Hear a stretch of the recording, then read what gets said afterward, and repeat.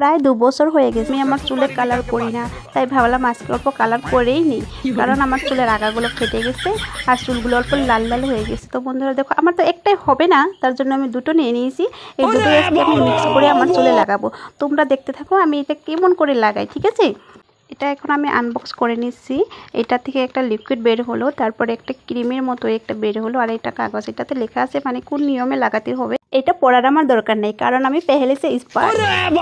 ক্রিমটা আমি ফাটিয়ে নিচ্ছি, ফাটানো হয়ে গেছে। এখন আমি প্লাস্টিকের বাটিতে এটাকে ঢালবো, পুরোটাই ঢেলে নিব, অল্পও থাকতে দেবো না এটার ভিতরে। আমি একদম চিপে চিপে ভালো করে হয়ে যাওয়ার পরে আরেকটা ঢালবো, দুটো লাগাবো বলেছিলাম না, ওইটাও ঢালা হয়ে গেছে। এখন আমি এই দুটো লিকুইড একসাথে এটার সাথে অ্যাড করে নিচ্ছি, দুটোই একসাথে, ঠিক আছে? তারপর আমি দুটোকেই ভালো করে মিক্স করে নিব। আমার কাছে হেয়ার ব্রাশ নেই, তার জন্য আমি একটা টুথব্রাশ নিয়ে নিচ্ছি। কালারটা চুলে লাগানোর আগে আমি অল্প কানে তেল দিয়ে নিচ্ছি, ঘাড়ের পাশ দিয়েও তেল দিয়ে নিচ্ছি।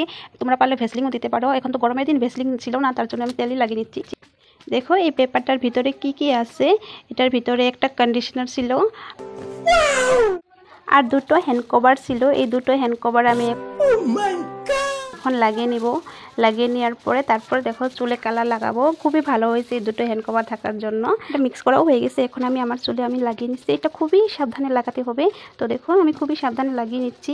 উফ, আমি আর লাগাতে পারছিলাম না একা একা, তাই মাকে ডেকে আনলাম। মাকে ডেকে এনে বললাম, মা আমার চুলে এগুলো লাগিয়ে দেও না প্লিজ, আমি আর পারছি না একা একা। তারপর মা চুলে খুবই ভালো করে লাগিয়ে দিচ্ছে। দেখো এখন শেষই হয়ে গেছে।